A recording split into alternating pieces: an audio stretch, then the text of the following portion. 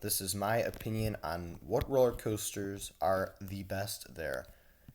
This is my list. This is all five of their coasters. Let's get started. Fifth place is Holler, and this is the kids coaster at the park. And it was kind of a funny story. The ride operator sent us through the course four different times because all of the younger riders, they all wanted to keep going on this ride and marathon it over and over again, and because there was no line. But overall, this is, for a kids coaster, this is like one of the jerkiest rides. You get jerked into some of these turns here, especially into that helix. It can get pretty brutal, but this is a pretty decent kids coaster. It's really good for the younger riders. Not the best ride in the world, but I was able to fit okay into the terrain, so it wasn't all bad. Fourth place is the Raven, and this is the weakest wooden roller coaster at Holiday World, but that's not saying this is a bad ride. It recently got retracked, and it's a really fun ride. You fly past the lake, as well as going through the trees at high speeds. And this is Holiday World's OG wooden coaster, and it really has held up pretty nicely, and it's still a very strong wooden coaster. The laterals are solid, the turns are pretty good overall, and this is just a really cool ride. It's another one of those wooden coasters where it's more of an adventure than an actual ride experience where you care about the elements. You're flying around at high speeds through the terrain, and I really like those kind of rides. Third place is the Legend, and this is a crazy wooden roller coaster, and overall it has a very strong layout, and if you're a big fan of laterals, you will love this coaster because this is a lateral machine.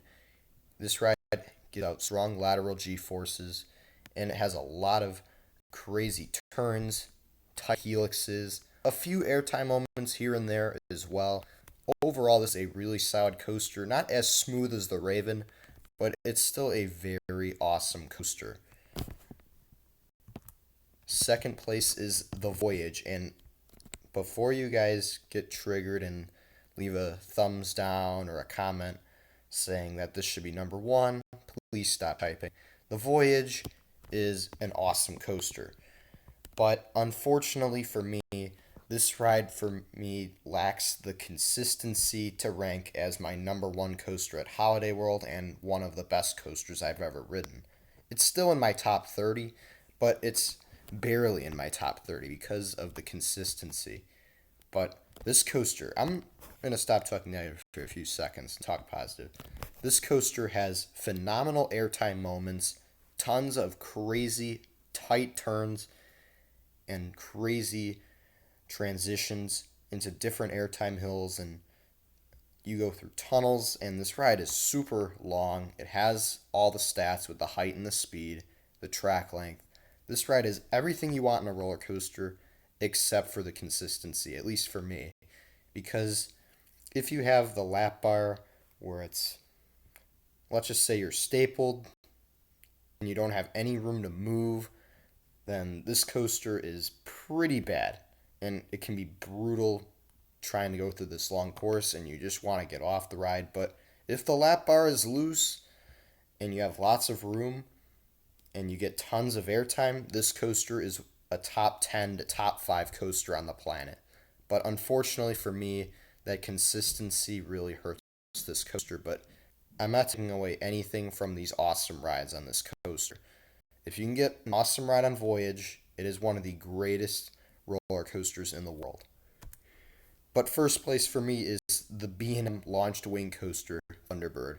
Smooth, drawn out, consistent, tons of fun, very fun near miss elements and inversions, beautiful color scheme. Thunderbird has it all.